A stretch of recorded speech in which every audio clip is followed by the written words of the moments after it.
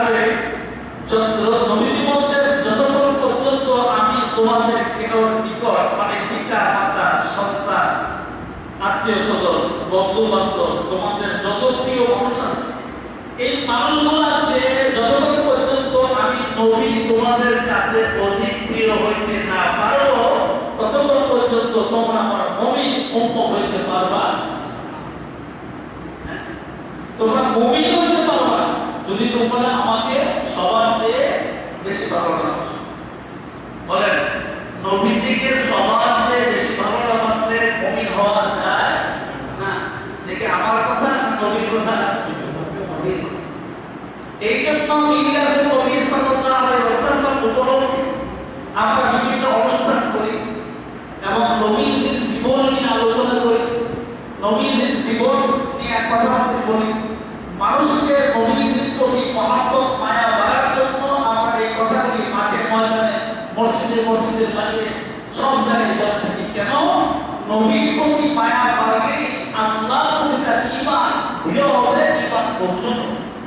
সুবহানাল্লাহ বলে কার প্রতি মায়া বাড়লে? নবীর প্রতি মায়া বাড়লে ঈমান মজবুত হবে, আল্লাহর প্রতি তার ঈমান আরো বাড়বে। তারপরে আল্লাহ পাক বলেন ওয়াকালা তাআলা ওয়ামা আরসালনাকা ইল্লা কাফাতান লিন-নাসি বাশীরা ওয়া নাযীরা ওয়ালাকিন্না আকথারান নাসি লা ইয়ালামুন। আগে একটা কথা বলি, এই খুতবাতে কোন সময় এই কোরআনের কোন আয়াত ভিতরে দেওয়া হয়, একমাত্র সবার শেষে একটা কোরআনের আয়াত থাকে।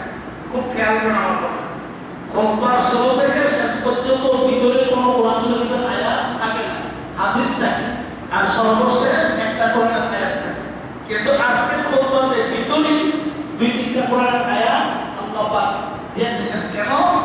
এই জন্য দিয়েছেন নবীজির মায়া মহব্বত আদর্শ বোঝার জন্য। আল্লাহ পাক বলেন ওয়ামা আরসালনাকা ইল্লা কাফাতান লিন-নাসি বাশীরা ওয়া নাযীরা ওয়ালাকিন্না আকসারান নাসি লা ইয়ালামুন।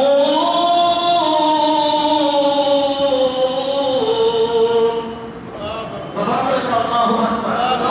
এই আয়াতের অর্থ আল্লাহ তাআলা বলেন নিশ্চয়ই আমি আপনাকে সমস্ত মাখলুকাতের নিকট সুখবরদাতা ভয় প্রদর্শক হিসেবে পাঠিয়েছি, কিন্তু ওয়ালাকিন্না আকসারান নাসি লা ইয়ালামুন, অধিকাংশ মানুষ এই কথাগুলি বোঝে না। আল্লাহ কি বলছেন? অধিকাংশ মানুষ এই কথাগুলি বোঝে না। আমাদেরকে বলেন কিন্তু যারা কাফের বেঈমান এদেরকে বলছেন। আর মুসলমানের ভিতরে যদি